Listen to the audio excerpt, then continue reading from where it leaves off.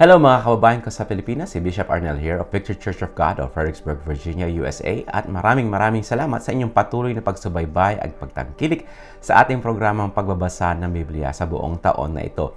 At ngayon po ay day 149 ng ating Bible reading at halina po kayo at basahin po natin ang salita ng Diyos sa araw na ito.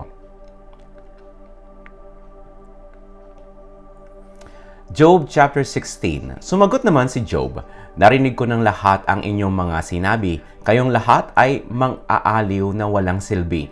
Wala na bang katapusan ang mga salita mong walang laman? Bakit ka ba nagsasalita ng ganyan? Kaya ko ring sabihin ang lahat ng sinabi ninyo kapag kayo ang dumaranas ng hirap kong ito. Matatambakan ko rin kayo ng salita at payo. May kibit na ng balikat, may iling pa ng ulo. Ngunit ang sasabihin ko'y pampalakas ng inyong loob. Mga salitang bibitiway, pampabawas ng kirot. Kung ako ay magsalita, hirap ko'y di maalis. Kung magsawalang kibol na may, naroon pa rin ang sakit. Pinalumpaypay ng Diyos ang abakong katauhan at nilipol pa niya pati ang aking sambahayan. Nakadikit na sa buto at kulubot ang aking balat. Larawan ng mga hirap na aking dinaranas. Ito raw ay katunayan ng aking kasalanan. Dahil sa matinding puot niya sa akin, halos ako'y kanyang pagputol-putulin. Mga matay nanlilisik may puot na kung tumingin. Nilalait ako ng mga tao, pinapaligiran at sinasampal ako. Pinauubayan na ako ng Diyos sa masasama, pinabayaan sa mga taong walang awa.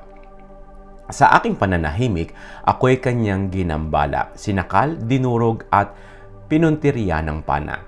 Tinatamaan ako ng pana sa kabi-kabila, sugat ko'y malubha ngunit wala pa rin siyang awa. Paulit-ulit niya akong sinusugatan para siyang mandirigmang galit na galit sa kalaban.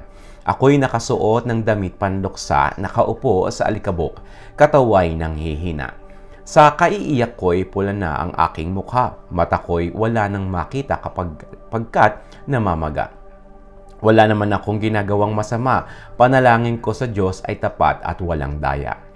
Huwag mong tabunan o lupa ang aking kaapihan. Huwag ipagkait sa akin ang hangad kong katarungan. Ang aking testigo ay nasa langit, siyang tatayo at magtatanggol sa aking panig. Mga kaibigan ko, ang sa akin humahamak, kaya sa Diyos na lamang ako ay iiyak. May magtanggol sana sa akin sa harap ng may kapal, tulad ng pagpanig ng isang tao sa kanyang kaibigan. Pagkat ilang taon na lang itong aking itatagal, ako'y papunta na sa huli kong hantungan. Job chapter 17.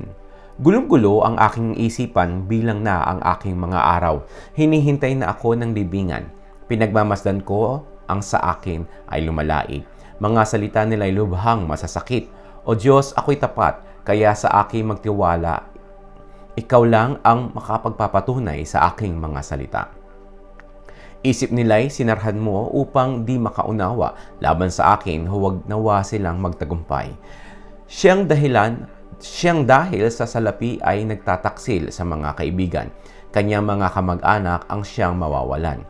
Ako ngayoy pinag-uusapan ng buong bayan. Pinupuntahan pa upang maduraan lamang. Halos ako'y mabulag dahil sa kalungkutan. Kasing nipis ng anino ang buo kong katawan. Mga nagsasabing sila'y tapat sa akin ay nagulat. Ang mga walang sala sa akin nanunumbat. Ngunit ang mga matuwid ay lalong naniniwala at lalo pang nahikayat na sila ang tama. Subalit silang lahat, humarap man sa akin, wala akong maituturo na may talinong angkin.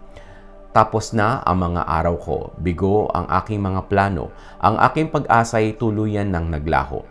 Sabi nila, ang gabi ay araw na rin, malapit na raw ang liwanag, ngunit alam kong ako'y nasa dilim pa rin. Ang tanging pag-asa ko'y ang daigdig ng mga patay at sa kadiliman doon ako maghihimlay or mahihimlay. Ang hukay ay tatawagin kong ama at ang mga uod ay ituturing kong mga kapatid at ina. Nasaan nga ang aking pag-asa? Sino ang dito ay makakakita? Madadala ko ba ito sa daigdig ng mga patay? Sasama ba ito sa alabok na hantungan? Job chapter 18. Sumagot si Bildad na Suhita, Kay Rami naman ng iyong sinasabi, tumahimik ka muna at pakinggan kami. Kami ba'y ano sa iyong palagay? Mga bakang hangal at walang nalalaman? Sarili mo lamang ang iyong sinasaktan dahil sa galit na iyong tinataglay. Pababayaan ba ang daigdig dahil lamang sa iyo at aalisin ang bundok sa kanilang pwesto? Ang ilaw ng masamay tiyak na papatayin, ang kanyang apoy ay di na papaningasin. Ang ilaw sa kanyang tahan ay pagdidilimin. Ang matatag niyang hakbang ngayon ay nabubuwal. Pagbagsak niya ay nalalapit sa kanya ring kasamaan. Di niya namamalayang ang kanyang mga paa ay sa bitag papunta. Kaya naman nasisilo itong kanyang mga paa. Isang silo ang sa kanya'y inuumang. May bitag na nakahanda sa kanyang daraanan. Saan man siya bumaling, takot ay naghihintay. Sinusundan siya nito sa bawat hakbang. Mayaman siya noon, ngunit ngayon hikahos, naghihintay sa kanya'y hirap at pagdarahop. Nakamamatay na sakit, sa katawan niya'y kumakalat, mga bisig at paa niya'y unti-unting naaagnas. Dati siya'y panatag sa kanyang tahanan, ngayoy kinakaladkad patungo kay kamatayan. May iba nang nakatira doon sa dati niyang tahanan, matapos malagyan ng gamot at malinis ng lubusan. Ang kanyang mga ugat at mga sanga, lahat ay natuyo at pawang nalanta. Lahat niyang alaala ay napawi ng lubusan, nakalimutan ng lahat pati kanyang pangalan. Mula sa liwanag, inihagis siya sa karimlan at pinalaya siya sa daigdig ng mga buhay. Isang anak man o apo ay wala siyang naiwan, ni isa'y walang natira sa kanyang sambahayan. Mula silangan hanggang kanluran, nanginginig at kinikilabutan dahil sa kanyang matinding kasawian. Ang masasamang tao'y ganyan ang kapalaran, mga di kumikilala sa Diyos, ganyan ang kinahihitnanan. At ito po ang salita ng Diyos sa araw na ito. At pagpalain po kayo ng ating Diyos na banal at buhay sa pangalan ng Panginoong Hesukristo. Ito'y aking panalangin para sa inyo. Amen at Amen.